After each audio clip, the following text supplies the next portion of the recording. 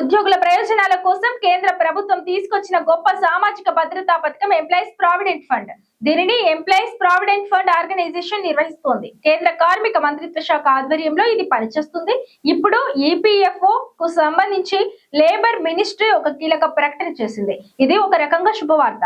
EPFO in operator అకౌంట్లకు సంబంధించి unclaimed డిపాజిట్లను వారి బ్యాంకు ఖాతాల్లో జమ చేయాలని నిర్ణయం తీసుకుంది. క్లెయిమ్ చేయని వారి పీఎఫ్ ఖాతాల్లో పెద్ద మొత్తంలో నిధులు పోగుబడగా వీటిని చందాదారుల ఖాతాలోకే బదిలీ చేయాలని నిర్ణయించడం విశేషం. ప్రైవేట్ రంగంలో ఉద్యోగుల ప్రయోజనాల కోసం కేంద్ర ప్రభుత్వం తీసుకొచ్చిన గొప్ప సామాజిక భద్రతా పథకం ఎంప్లాయీస్ ప్రావిడెంట్ ఫండ్.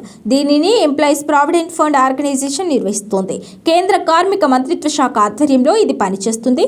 ఇప్పుడు ఈపీఎఫ్ఓకు సంబంధించి లేబర్ మినిస్ట్రీ ఒక కీలక ప్రకటన చేసింది. ఇది ఒక రకంగా శుభవార్త. ఈపీఎఫ్ఓ ఇన్ ఆపరేటివ్ అకౌంట్లకు సంబంధించి అన్క్లెయిమ్ డిపాజిట్లను వారి బ్యాంకు ఖాతాల్లో జమ చేయాలని నిర్ణయం తీసుకుంది. క్లెయిమ్ చేయని వారి పీఎఫ్ ఖాతాలో పెద్ద మొత్తంలో నిధులు పోగుబడగా వీటిని చందాదారుల ఖాతాల్లోకే బదిలీ చేయాలని నిర్ణయించడం విశేషం. ఈ కేంద్ర ప్రభుత్వ నిర్ణయంతో సుమారు 31 లక్షల మంది వరకు చందాదారులకు ప్రయోజనం దక్కనుంది. అయితే పైలట్ ప్రాజెక్టుగా చేపట్టే తొలి విడతలో సుమారు 7 లక్షల మంది వరకు ఈ ప్రయోజనాలు పొందుతారని కేంద్ర కార్మిక శాఖ మంత్రి మన్సుఖ్ మాండవీయ చెప్పుకొచ్చారు. త్వరలోనే ఇది ప్రారంభించనున్నట్లు తెలిపారు.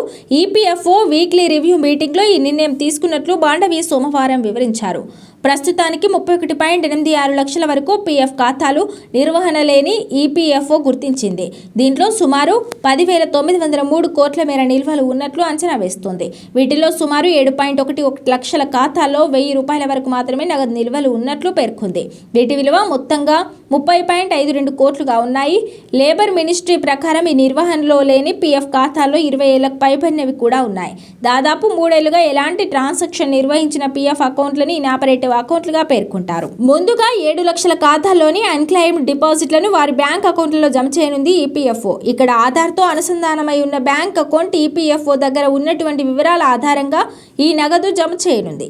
ఇక్కడ చందాదారులు ఎలాంటి క్లెయిమ్ సెటిల్మెంట్ డాక్యుమెంట్స్ కానీ లేదా ఇతర డాక్యుమెంట్స్ కానీ ఇవ్వాల్సిన అవసరం లేదు. పైలట్ ప్రాజెక్ట్ విజయవంతం అయితే అప్పుడు మిగతా 25 లక్షల మంది వరకు నిర్వహణలో లేని పీఎఫ్ చందాదారుల ఖాతాల్లోకి కూడా డబ్బును ఆటోమేటిక్గా రిఫండ్ చేసేందుకు ఈపీఎఫ్ఓ సన్నాహాలు చేస్తుంది.